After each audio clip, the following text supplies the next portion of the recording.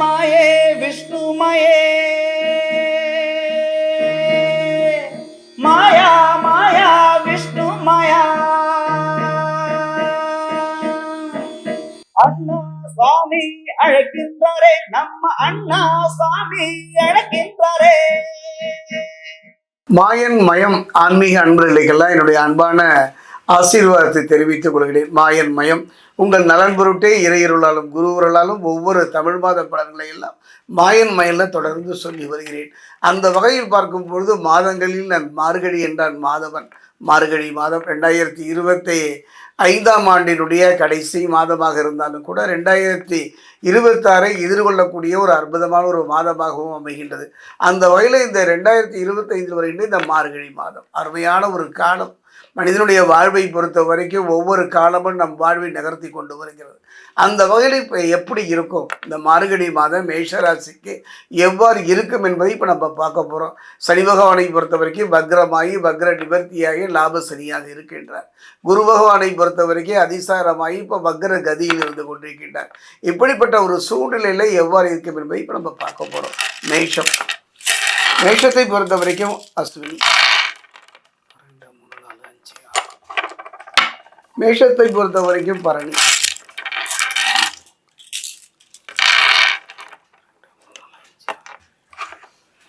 மேஷத்தை பொறுத்த வரைக்கும் கிருத்திகை 1ஆம் பாதம்,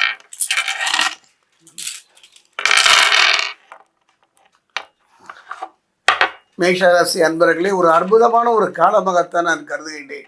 காரணம் என்னென்னா, இதுவரை சனி பகவானால எந்த பலனையும் பெற முடியாத ஒரு காலகட்டம். இப்படிப்பட்ட காலகட்டத்தில் கிரகங்களினுடைய அமைப்பை வைத்தே நான் சோழி பிரசன்னம் பார்க்கின்றேன். அந்த வகையில் பார்க்கும் பொழுது இந்த மார்கழி மாதத்தை பொறுத்த வரைக்கும் யோககாரகன் என்று சொல்லக்கூடிய ராகு 11ஆம் இடமான லாபஸ்தானத்தில் வருகின்றார். அற்புதம் என்றுதான் சொல்லுவேன். இதுவரை நிம்மதி இழந்து தவித்தவங்க வாழ்க்கையில், பிரச்சனையினால் படாது பாடுபட்டவங்க வாழ்க்கையில் அற்புதமான ஒரு தருணம் ராகு பகவான் தரப்போகிறார். குடும்பத்தில் ஒரு மகிழ்ச்சி உண்டாகும். இது ஒன்று போராதா? அதே நேரம் பார்த்தீங்கன்னா குருவை பொறுத்த வரைக்கும் 3ஆம் இடத்தில் விரைய செலவுகள் தந்தாலும் கூட அந்த விரைய செலவை சுப செலவாக மாற்றுகின்ற வல்லமை சனி பகவானுக்கு உண்டு. கவலை வேண்டாம்.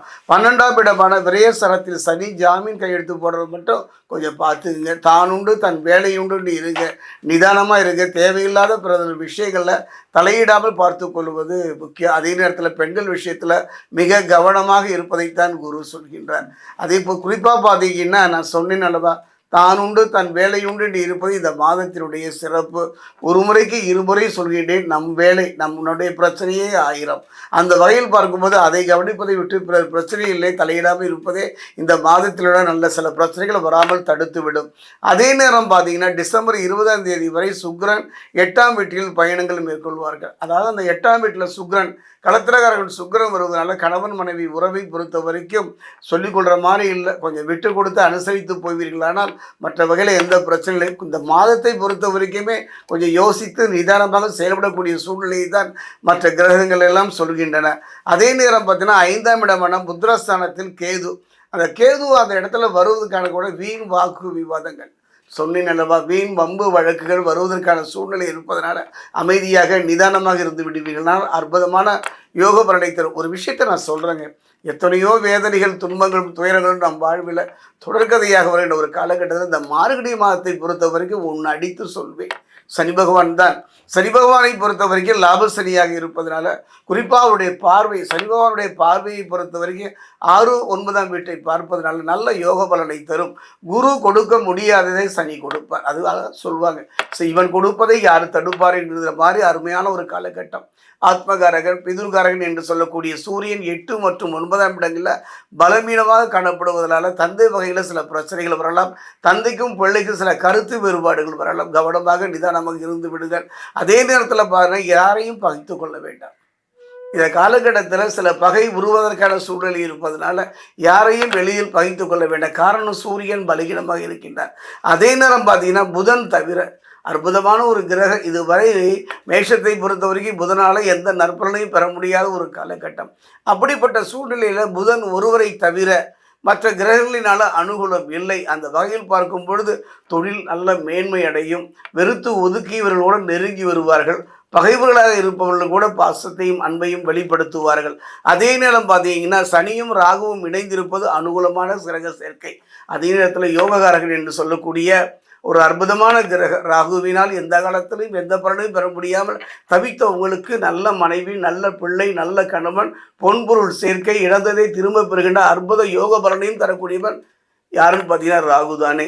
அந்த ராகு சனியோடு சேர்ந்து இருக்கின்ற ஒரு அற்புதமான ஒரு காலகட்டம். குறிப்பாக பார்த்தீங்கன்னா எதையும் எதிர்பார்க்காமல் வாழ்ந்தவங்க வாழ்க்கையில் அந்த எதிர்பார்ப்புகள் கைகூடக்கூடிய ஒரு அற்புதமான தருணம். லாபஸ்தானத்தில் சனியும் ராகுவும் இணைந்திருப்பது அனுகூலமான ஒரு அற்புதமான ஒரு கிரக சேர்க்கையை இந்த மார்கழி மாதம் மேஷராசிக்கு பெறுகின்றீர்கள். உற்சாகத்தை அளிக்கும், தன்னம்பிக்கை தரும், தைரியத்தை தரும், இழந்ததை திரும்ப பெறுவதற்கான ஒரு அஸ்திவாரமாக இந்த மார்கழி மாதம் மேசராசிக்கு அமையும். அதே நேரத்தில் பார்த்தீங்கன்னா புதிய வேலைக்கு முயற்சி செய்பவர்களுக்கெல்லாம் அதுக்கான உரிய பலன் இந்த காலகட்டத்தில் கிடைக்கும். குறிப்பாக பார்த்தீங்கன்னா கிரகநிலைகள் உதவிகரமாக அமைந்துள்ள ஒரு அற்புதமான மாதம் இந்த மார்கழி மாதம்.